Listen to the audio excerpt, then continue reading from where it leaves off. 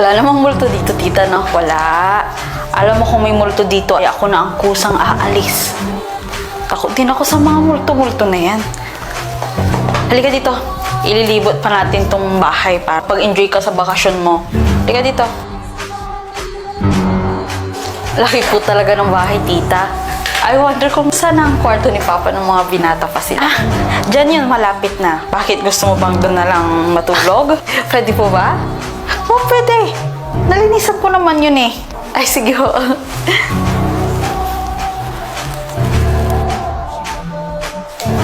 Halika, halika.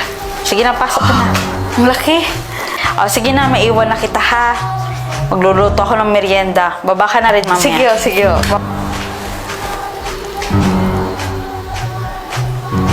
Nakikita mo ba ako? Sumagot ka, nakikita mo ba ako? Ano ba?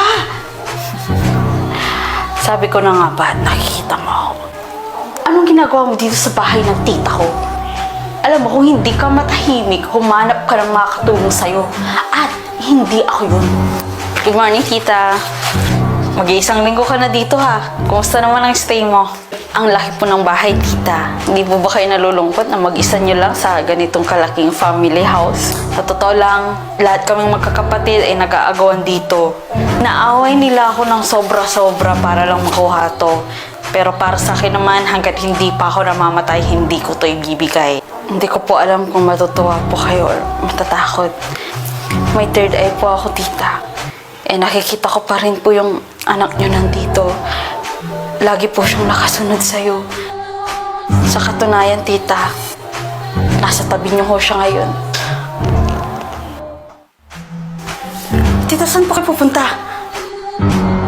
Di ba sabi ko naman sa'yo, kapag may nakita kang multo dito, ako na ang kusang aalis. Bakit natatakot talaga ako? Baka masundan pa ako ng multo. Sige na.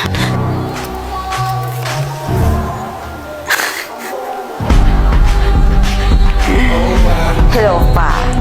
Successful ang plano. Anong plano?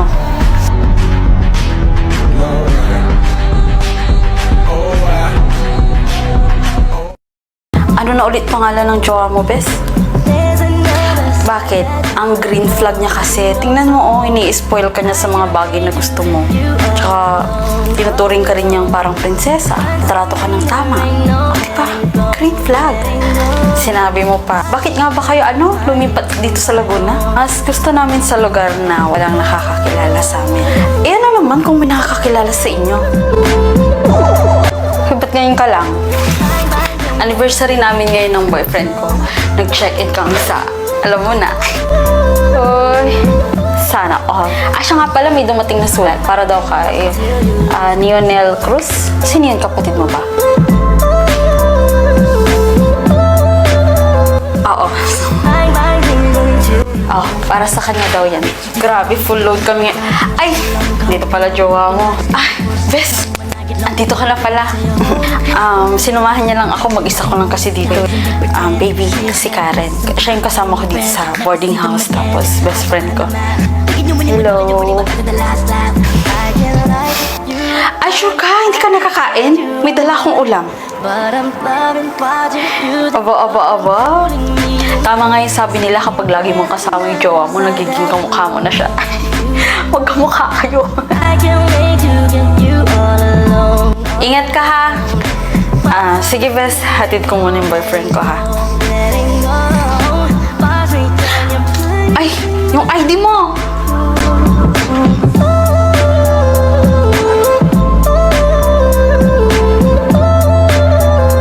Kamusta naman yung pasok mo, tapatin mo ako, anong ibig sabihin nito? Nikki, sumagot ka, anong ibig sabihin nito? Sabihin mo yung totoo. Kompleto na ba? So guys, andito tayo ngayon kay Senior Healer. Magtiwala lang kayo sa kanya dahil dito gumaling ang sakit ko. Dito nawala lahat ng mga iniinda ko. Kaya alam ko na gagaling din kayo, okay? Senior, andito na sila. Kompleto na sila. Tatlo. Hello po. Yes, hello. Na-follow up check up po ako sa doktor kahapon din. Wala na po silang madetect na sakit ko. Di ba sabi ko naman sa'yo, effective talaga si Sinner? Kaya lang mamoka, bakit ganun? Parang simula nung gumaling ako, sa tuwing sasapit ang alas 6 ng gabi ay parang may sumusunod sa akin na anino. Hello? Chappy ka, Kat? Chappy? Hello?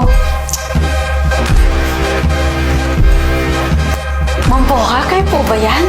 Tingnan niyo ang layo-layo niyo po, pero nakikita ko po kayo. Nakakakita na po ako ng malinaw, tsaka hindi na daw po ako mabubulag. Sabi po ng doktor ko, ay, napakagaling talaga ni Senior Healer, di ba?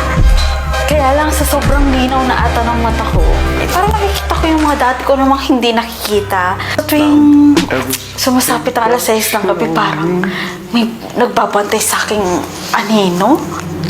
Ay, may tumatawag. Hello?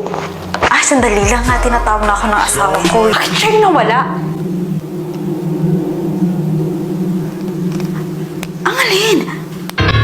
Mount Everest ain't got shit on me. Nagpanaginipan mo din? 4 na gabi na, Cindy. Ako wala pa eh. Babaeng galit na galit sa atin. Bakit daw? Bakit daw siya nagmumulto? Tayo daw ang may kasalanan kung bakit siya nawala. Isa lang naman yung alam kong nakagawa natin ng masama eh. Yung nabunggo natin sa Dakang Street. Yung babae, yung namatay. Bakit pa siya nagmumulto? Nakamit niya na yung station, nakulong na si Kim, yung driver natin ng gabing yun. Hindi kaya dapat mag-sorry tayo sa kanya o sa pamilya niya. Ginigising ako ni Mama kagabi. Binabangungot daw ako at humihingi ako ng tulong. Basta isa lang ang natatandaan ko. Isang babaeng humihingi ng katarungan. So ngayon alam mo na kung anong sinasabi namin. This is very alarming. Iisang babae, iisang intensyon. At isa lang ang dapat natin gawin. Puntahan natin siya. Puntahan natin yung puntod niya, mag-sorry tayo. O kaya dalawin natin yung pamilya niya. Magbigay tayo ng kahit konting tulong. What? Ano ka ba? Bakit natin yung gagawin? Nasa kulungan na nga si Kim. Siya yung driver natin nung gabing yun. Tapos kailangan pa natin mag-sorry sa kanila. Tama si Hetty. Nakulong na nga si Kim, diba? Guys, kung hindi tayo gagawa ng paraan, habang buhay niya tayong babangungutin. Excuse me ho. Manong, may kilala po ba kayong Margaret Guzman? Siya po yung babaeng nabunggo sa Dakang Street 2 months ago, then namatay.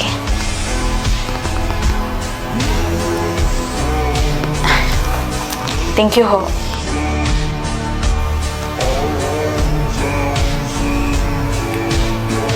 Po?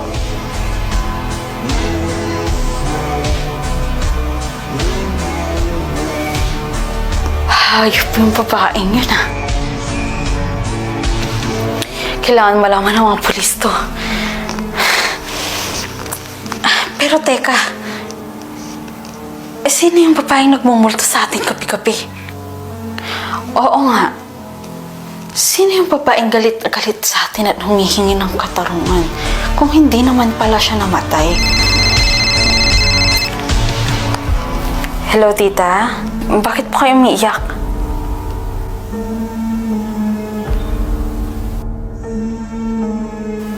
Siyo. Mayroon ang sagot sa tanong natin. Sino? Sino yung nagmumulto sa atin? Cindy?